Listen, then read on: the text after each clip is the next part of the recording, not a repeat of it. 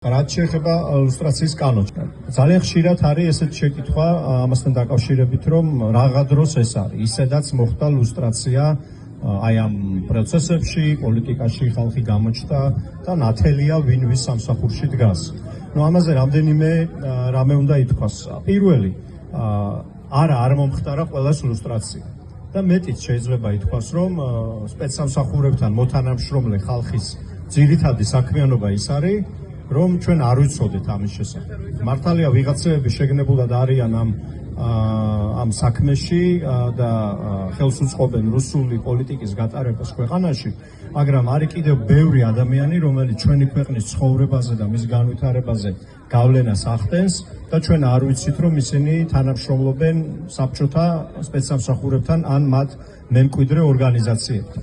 ამიტომ ამ კანონპროექტით ჩვენ ფიქრობთ, რომ ეს უნდა შეეხოს არა მხოლოდ იმ ადამიანებს, რომლებიც უმაღლესი თანამდებობის პირები არიან, პოლიტიკური თუ საჯარო, არამედ ბევრად უფრო ღრმად უნდა წავიდეს ილუსტრაციის პროცესი. და ის უნდა შეეხოს ასევე იმ ადამიანებს, რომლებიც შესაძლოა არც თუ მაინც და მაინც ესე საზოგადოებრივად ხილულ საქმეს აკეთებენ, მაგრამ მნიშვნელოვან რაღაცეებს წყვეტენ. მაგალითად არიან, მოსამართლეები. ან არიან მნიშვნელოვანი სამინისტროების ანალიტიკური სამსახურის ან თანამშრომლები, მაგალითად პარლამენტის აპარატის წევრები, ან არიან საჯარო საგანმანათლებლო დაწესებულების ხელმძღვანელები, ხო, სკოლების დირექტორები, უნივერსიტეტის რექტორები, დეკანები და ასე შემდეგ, ხო? ამიტომ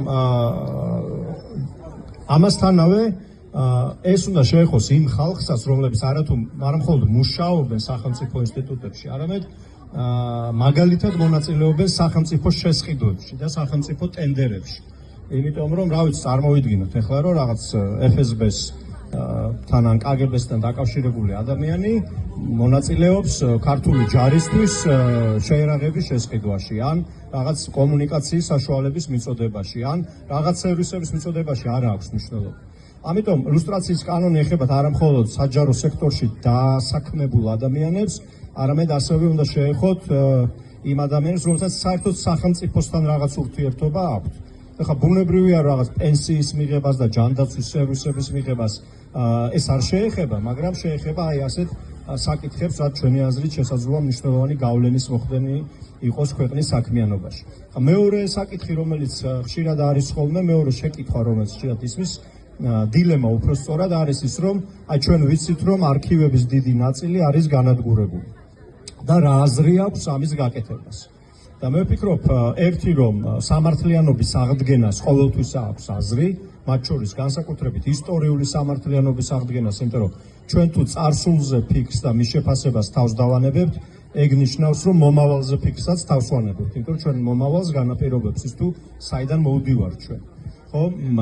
და მეორე მხრივ, რა თქმა უნდა, შეიძლება რაღაც არქივების ნაწილი იყოს დაკარგული ან განადგურებული, მაგრამ ეს არ ნიშნავს, რომ რაც უკვე არის ამ არქივებში, ის არ უნდა გაიხსნას და არ უნდა მოხდეს მისი შესწავლა. ეს ხალხი რეალურად იპარავს ჩვენი ქვეყნის მომავალს, ხო?